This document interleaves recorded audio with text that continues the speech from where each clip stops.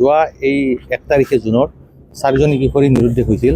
তো 2 তাৰিখে ঘৰৰ গাৰ্জেন এখন লিখিত আমাক আবেদন কৰে যে ছোৱালীজনী মিচিং হৈছে।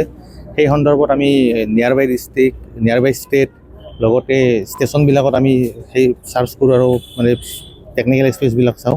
সেই সন্দৰ্ভত আমি প্ৰত্যেক ডিষ্ট্ৰিক্ট নিয়াৰ বাই ষ্টেটত আমি মানে ইনফৰমেশ্যন শ্বেয়াৰ কৰোঁ আৰু সংযোগ স্থাপন কৰোঁ। তাৰপিছত আমি সিদিনাখনেই গধূলি মানে 2 তাৰিখে আবেলি গধূলি আপোনাৰ ৱেষ্ট বেংগলৰ হাওৰাৰ পৰা ৱেষ্ট বেংগল পুলিচৰ সহযোগত তেওঁলোক 4জন কিশোৰীক উদ্ধাৰ কৰিবলৈ সক্ষম হওঁ।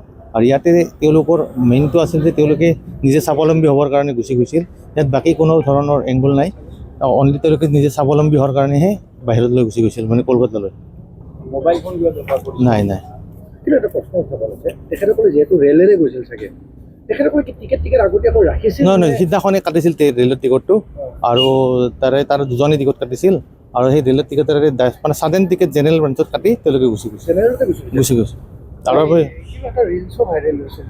সেইটো আমি ক'ব নোৱাৰিম। এতিয়া মানে ছোৱালীকেইজনী আমি ছেফলি আজি মানে ৱেষ্ট বেংগলৰ পৰা আনি লওঁ, আৰু বাকী যিখিনি ফৰ্মেলিটিজ আছে কৰি গাৰ্জেনক আমি সমজাই দিম।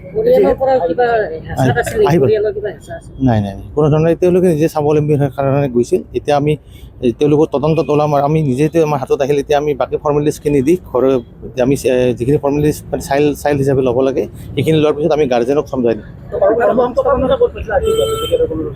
ঘৰৰ পৰাই পইচাবিলাক লৈছিল, ঘৰৰ পৰা ঘড়ী লৈ জমা কৰিছিল।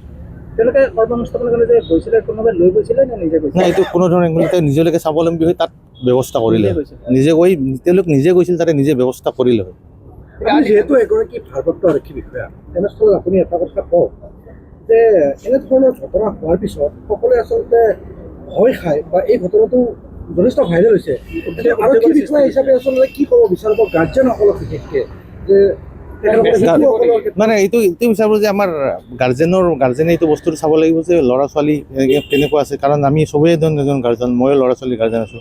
তো সেই হিচাপে চবৰে তাত দায়িত্ব থাকে, আৰু এই হিচাপত এতিয়া আমি সুকলমে তেওঁলোকক মানে উদ্ধাৰ কৰিব পাৰিছোঁ, আৰু যিখিনি ফৰ্মেলিটিজ আছে কৰি তেওঁলোকক জমা দিওঁ, আৰু যাতে ভৱিষ্যতে তেওঁলোকক ভালদৰে পঢ়া শুনা কৰি স্বাৱলম্বী কৰিব বিচাৰে। আনি এতিয়া ভৱিষ্যতত অলৰেডি অনা হৈছে। আনি তেওঁলোকক যিখিনি আমি যাৱতীয় কাম আছে সেইখিনি কৰি গাৰ্জেনক সমজাই দিয়া হ'ব।